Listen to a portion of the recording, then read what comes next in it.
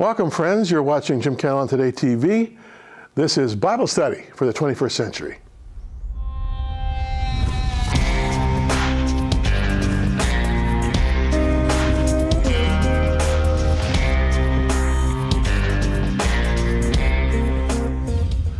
We are making progress, believe it or not, but I've said all along, I'm going to take as much time as is necessary to give you a thoughtful journey through the Gospel of Matthew. And the full intent, as the Lord enables me, is to continue with Mark, Luke, and John as time goes on. I want to have a solid foundation for you in terms of understanding what we call the four Gospels. And right after this break, we'll be getting into Matthew 16.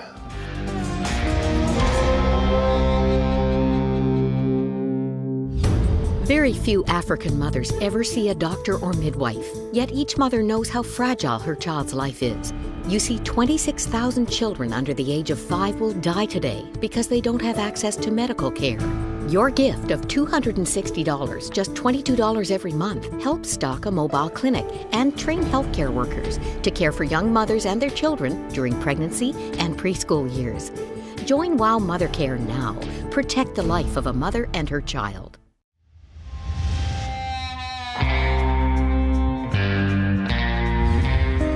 And once again, Charles Price is with me. This has been a terrific month. One more show to go with him this month before I say goodbye for the time being.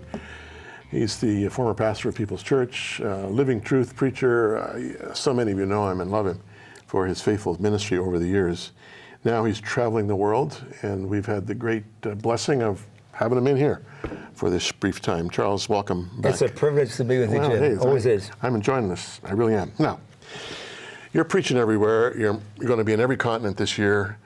You're meeting all kinds of situations, all kinds of churches, Christian leaders, the whole gamut. If I were to ask you on a scale of 1 to 10, where is the place in the world that you find the most exciting?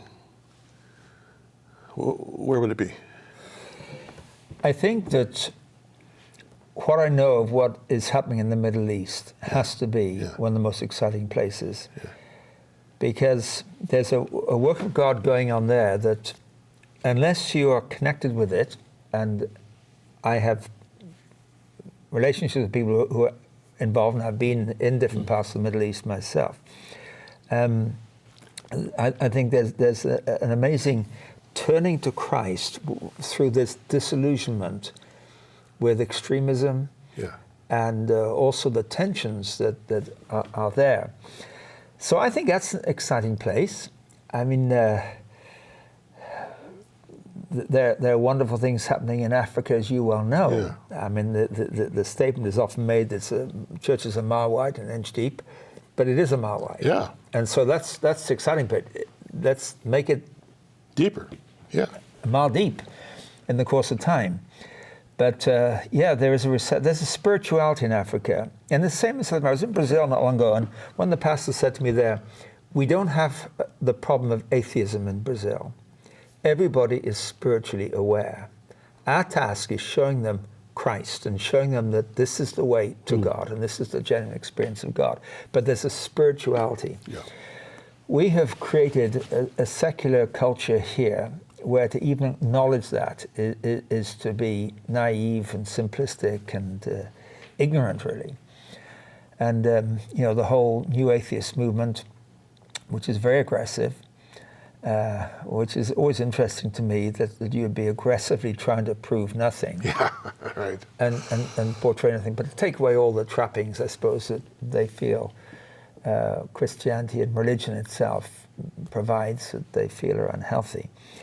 But we live in that environment now, and I don't know what the future is in the West. I think we may have to go through a dark tunnel spiritually, but the awakening is taking place elsewhere. And I think I've been very careful we don't judge what's happening in the world, but what's happening here. Yeah. And our good friend Brian Stiller, who is the global ambassador for the World Evangelical Alliance, who is a very close boyhood friend of mine, has told me on several occasions the amazing momentum that the church has gained in the Southern Hemisphere. And he talks about Latin America, talks about Indonesia, about Asia in general, about Iran. He's been to Egypt several times. He's been to, maybe you have as well, the church that meets in the caves, where the garbage of Cairo has been deposited. And he's made the point, not only from his own experience, but also from statistical study, there's probably more committed believers in Christ today than has ever been in history.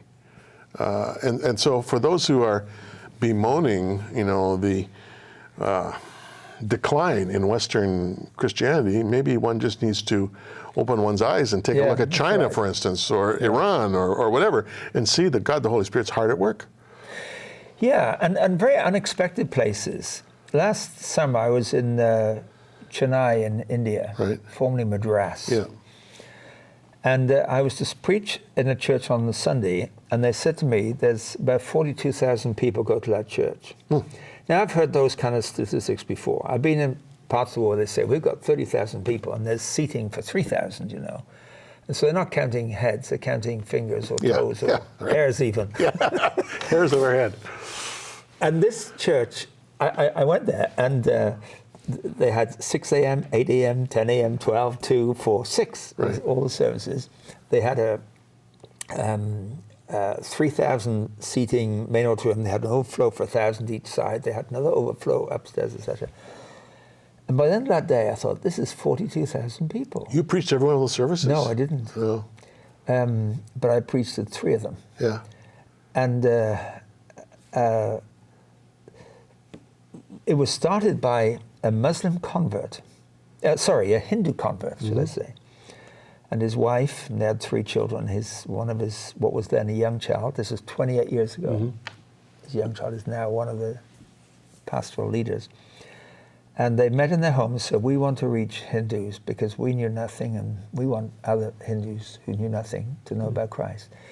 First meeting, I think it was 8 people in their home. Now it's just grown. Now this is in India. We don't think of that kind of growth taking place there, especially with the present government, BJP government, which is a Hindu party, and to be Indian is to be Hindu is one of their slogans.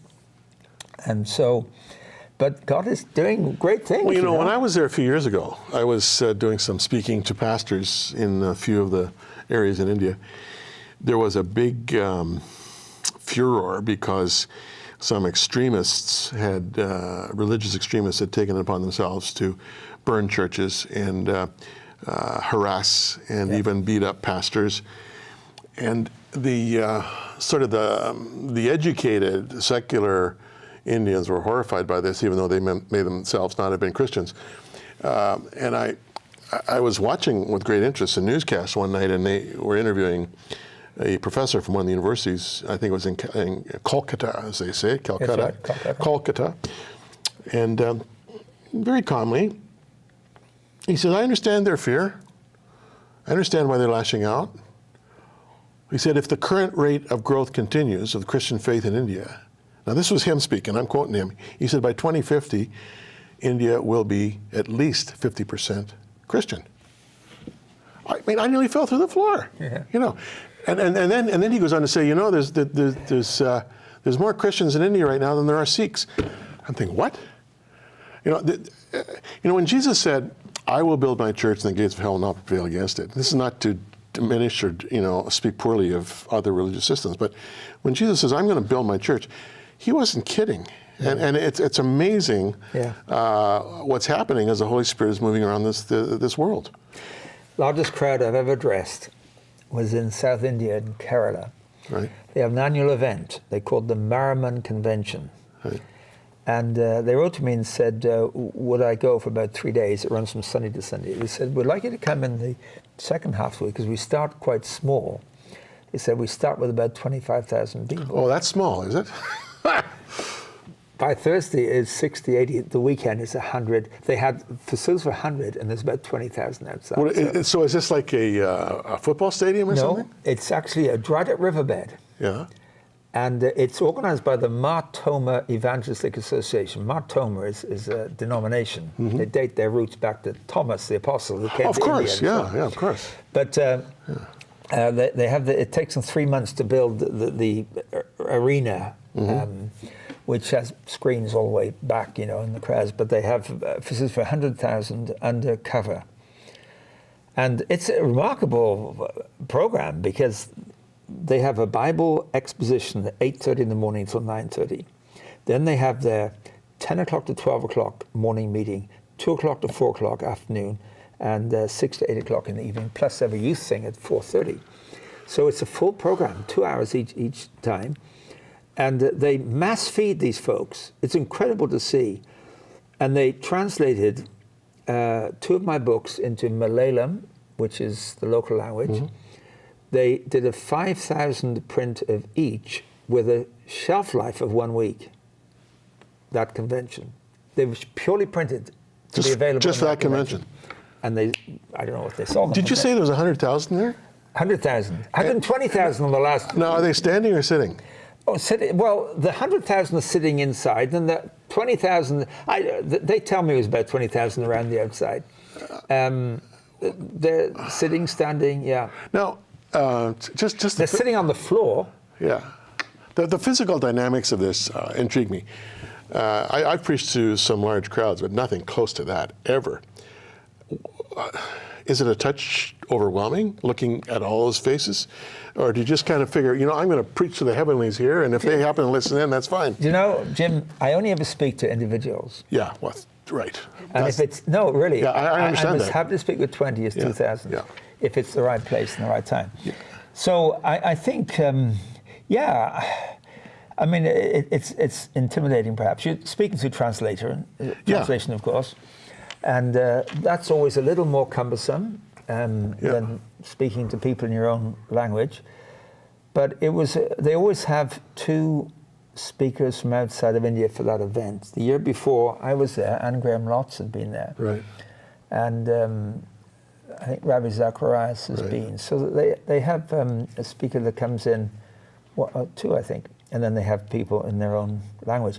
But the buses parked 5 kilometers away. They had people came by bus. It's right on the coast. They come by boat, by train, by car. They park the buses and they walk 5 kilometers into the event. Oh, so I'm told. Well, it just affirms again what we've always believed, that we're not only created in the image of God, but we're made for the Lord, and there is that God-made hunger that we all have, regardless of where we're born. And we need to believe that about people we meet. Yeah. All of us have within us that spiritual capacity that leaves us searching until we find. Yeah. And we may suppress it, but we may try to satisfy it in other ways, but it's there. I'm so glad you're back with one more interview, Charles. Charles Price has been my guest, and I know you love listening to this guy. And we'll have more of him next week, God willing. But right now we'll take a little break, and I'll be back with more from the book of Matthew right after this.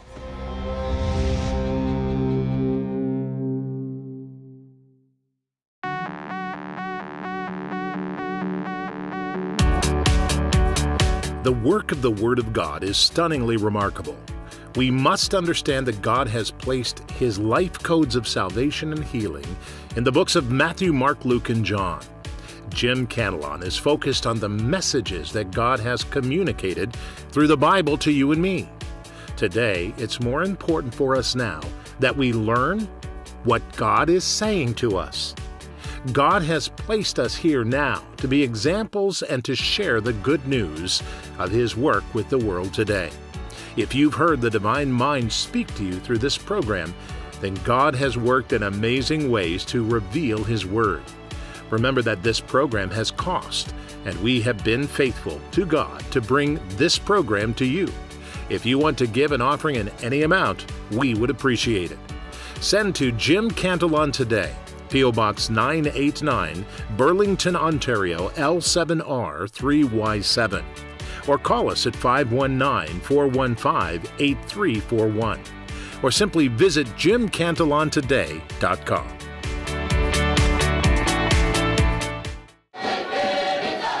Remote and rural, these children and their families have no access to medical care. There is no clinic nearby. And when a mother is desperate to save her dying child, she will walk for many hours. Sometimes the child doesn't survive. So we go to them. These tables and chairs under the trees look like a gathering, not a medical clinic. But the doctors and nurses are transforming the lives of the children and their families. They provide primary medical care, classes on sanitation, medicines, and a better understanding of HIV and AIDS. Most of all, they bring hope as they diagnose, treat, and educate families. This clinic is a gift from donors that will transform their lives. You can become part of that transformation. Your gift of $25 will provide health care for an entire family. $100 provides care for 6 families. Be a part of real change. Go to wowmission.ca/saveachild.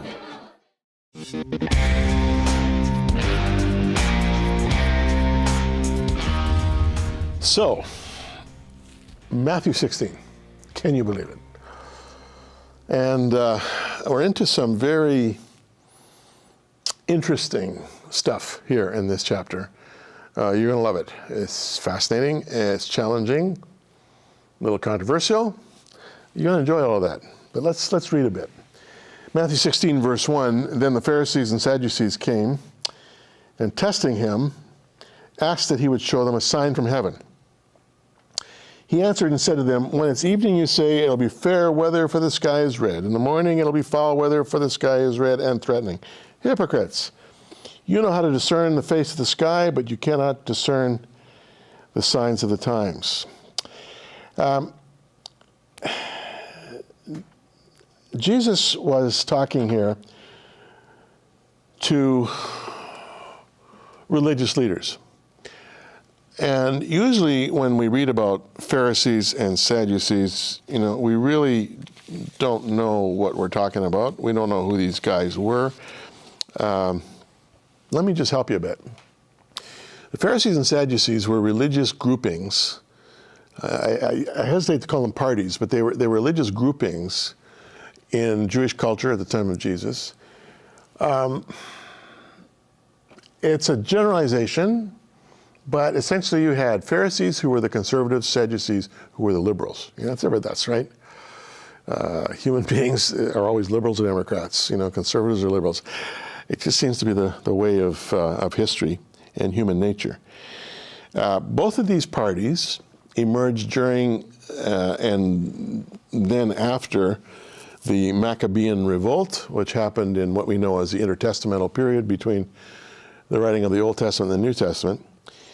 But if I were to, again, in general terms, and this is an unfair characterization, but there's more truth than not truth to it, I would say the Pharisees represented the church, even though they weren't using the term church in those days, the religious community. The Sadducees represented the state, even though they themselves were also religious leaders. Now, what I mean by that is, with the Pharisees, you had essentially a conservative theological tradition, that's a good word, that was rooted in what we call oral law. That is, through the centuries after Moses gave the law from Sinai and then expanded the law into what we know as 613 commandments or commands, there were centuries and centuries of rabbinic interpretation of those laws. It's a whole study in itself, friends. It's huge. I've been studying this, seems all my life, and I feel I'm just scratching the surface. But the point is, they had this oral tradition. They called it the tradition of the fathers, this oral law. And because most people, for centuries and centuries and centuries, even in Jesus' time, were illiterate, their way of learning was through remembering what they'd been taught orally. It's interesting, in several cultures around the world, even today, that is the preferred method of learning, through listening and remembering, oral transmission. The Sadducees, even though they were a religious group, represented the state in the sense that whereas the Pharisees were messianic with a hope that one day a Messiah would rule the world from Jerusalem, the Sadducees were not messianic. They had no sense of a coming apocalypse an eschatology that included a messianic leader from heaven who was going to establish a throne in Jerusalem. They were much more accommodating, if you will, to what was happening culturally and politically, and as such were quite acquiescent with regard to the Roman occupation of Palestine during Jesus' time. They accommodated the Romans. They went along with them. They tried to make friends with Pilate, for instance. Interestingly, at the same time, they were the temple elite. They handled and controlled all temple commerce. They controlled the priesthood. The high priest was a Sadducee. His highly placed assistants were Sadducees. And all of the commerce that surrounded the temple, and believe me, the commerce was huge. Buying and selling, changing money, they handled all of that. They were the ones really that Jesus offended when he made that triumphal entry and overturned the tables of the money changers.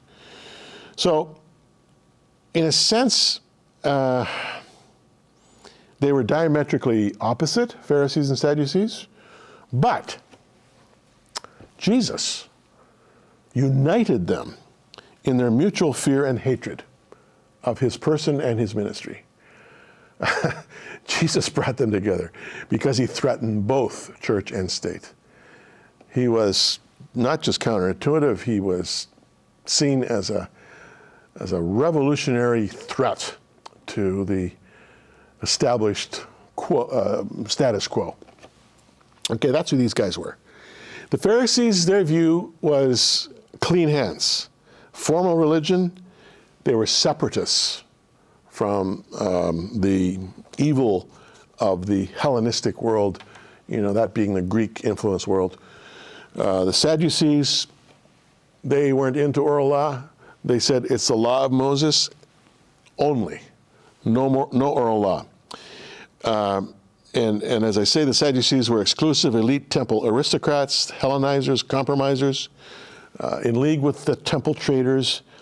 And as I mentioned a moment ago, they really ran and owned temple commerce. So that's who the Sadducees and the Pharisees were. The Sadducees were not as assiduous in their following Jesus around, trying to trip him up. It was the Pharisees mainly who did that, although from time to time the Sadducees accompanied them. And what they would do is they would come down from Jerusalem, and I say come down because they have to come down the Jordan Valley, and then up the Jordan Valley, north up the Jordan Valley, to the lower Galilee, to Capernaum, where Jesus basically had his center of ministry. And they would sometimes even follow him, up to the Golan Heights, as we know them today, which was the province of Syria in those days, and then up into the upper Galilee. But they were diametrically opposed, Sadducees and Pharisees, not to just each other, but unified in their diametric opposition to Jesus. You run into the Sadducees and the Pharisees. Let me turn to something here in Acts chapter 23, verses 6 to 10. The Apostle Paul was before the Sanhedrin, the ruling council in Jerusalem, and he was defending himself. And he says, "Then Paul, knowing that some of them were Sadducees and others Pharisees, called out in the Sanhedrin, 'My brothers, I am a Pharisee,'" which he was, "descended from Pharisees. I stand on trial because of the hope of the resurrection of the dead." There was far more to it than that, but he knew that this would divide them, because the Sadducees did not believe in resurrection, the Pharisees did. When he said this, a dispute broke out between the Pharisees and the Sadducees, and the assembly was divided. The Sadducees say there's no resurrection, that there are neither angels nor spirits. The Pharisees believe all these things. There was a great uproar. And some of the teachers of the law who were Pharisees stood up and argued vigorously. "We find nothing wrong with him," they said. "What if a spirit or angel has spoken to him?" And the dispute became so violent that the commander was afraid Paul would be torn to pieces by them. He ordered the troops to go down and take him away from them by force and bring them into the barracks. Apostle Paul knew what he was doing. That's how vitriolic Pharisees and Sadducees were on matters of doctrine with each other. I mean, it's amazing.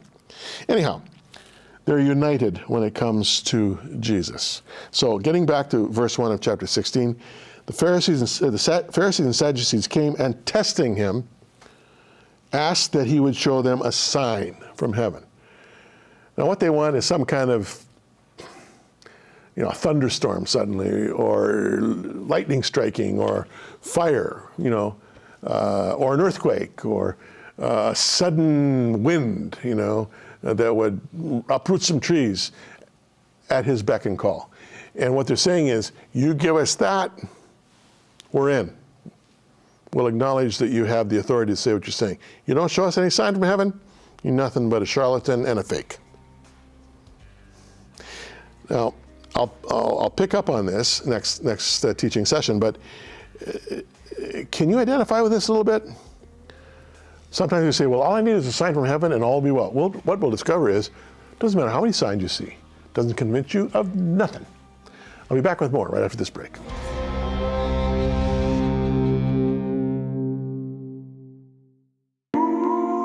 Cantelon's Casual Commentary Volume 2 is here. The focus of this book is Matthew chapters 5 through 7, the Sermon on the Mount, called the greatest sermon of all time. Gain background and insight into the Beatitudes, being salt and light, how to love your enemies, and the Lord's Prayer. We'd like you to have your copy of Cantelon's Casual Commentary Volume 2. If you're already a monthly partner, it will be sent out to you automatically in the next few weeks. If you would like to order Volume 2, you can do so by sending a gift in any amount. Call us at 519-415-8341 or write to Jim Cantelon Today, P.O. Box 989, Burlington, Ontario, L7R 3Y7, or visit us online at jimcantelontoday.com. Request Cantelon's Casual Commentary Volume 2 and it will be sent to you.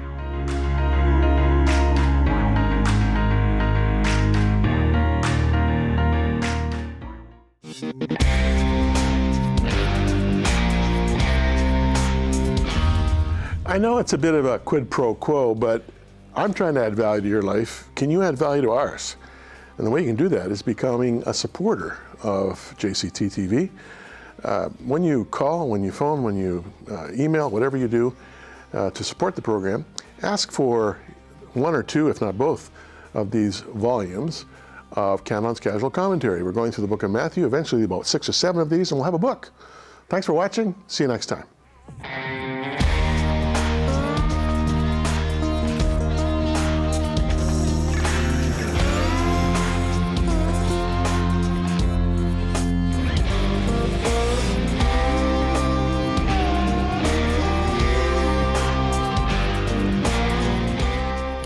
Contact us. Jim Cantelon Today, P.O. Box 989, Burlington, Ontario, L7R 3Y7. If you're sending a check, make it payable to Jim Cantelon Today. Or visit us online at jimcantelontoday.com and click Support.